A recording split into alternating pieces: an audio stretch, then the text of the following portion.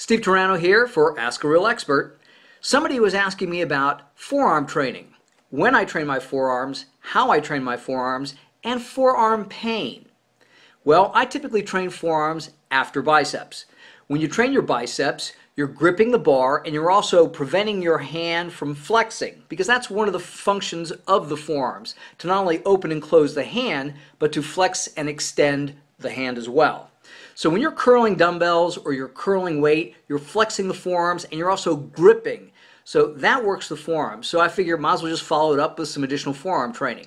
My forearm training is real simple. Take a straight bar, have a seat on a bench, and either put the forearms on the bench, hang your hands over the edge, or I rest my forearms on the tops of my quads and then just do wrist curls that way. You don't have to extend the bar down into your fingers. Just flex the wrists, that's good.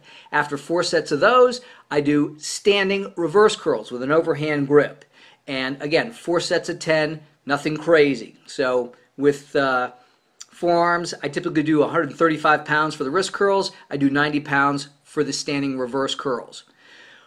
With regards to forearm pain, a lot of guys get forearm pain, and this is very similar to shin splints. When people start running, hey, I'm going to get in shape, I'm going to start running, or they're running too much, they end up with a little inflammation in the front muscles of the shins, and then it hurts like a son of a gun. Same thing happens with your forearms. You get some inflammation in the forearm here, and you really notice it if you're doing something like a preacher curl. You're preacher curling, or you're doing standing curls, and you finish and you open your hands and you let the bar go, and man, that pain comes rolling on. You're getting a little tendonitis, you're getting a little inflammation in the forearms. What you should do, as a doctor would say, would be rest. But since we're bodybuilders and weightlifters, we don't understand the concept of rest. There's plenty of time to rest when you're dead. If you don't want to rest, here's what I would suggest. You can always lighten up a little bit.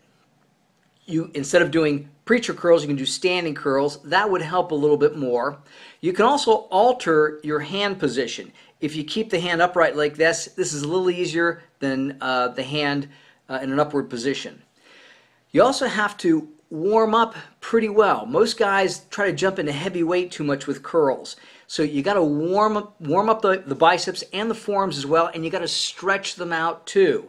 So I want you to warm up, not wear out, but you got to warm up. So, take the bar with 10 pounds, do it, and then do it again, and then maybe a third time, and go up slowly. And that will warm up the forearms. It'll stretch them out as well. And again, rest is the best thing, but if you don't want to rest, again, try laying off the preacher curls, doing standing curls, work on dumbbell curls, use wrist straps. That'll help support the grip as well. And try not straightening your arms completely, whether you're doing a standing barbell curl or whether you're doing a preacher curl. Because remember, if you're doing a preacher curl and you're trying to extend the arms as straight as possible, that's almost like an arm bar, like an MMA arm bar. So that's going to put a lot of pressure on the forearms. So those are some suggestions for training your forearms and also dealing with forearm pain. Steve Turano, train smart, train hard.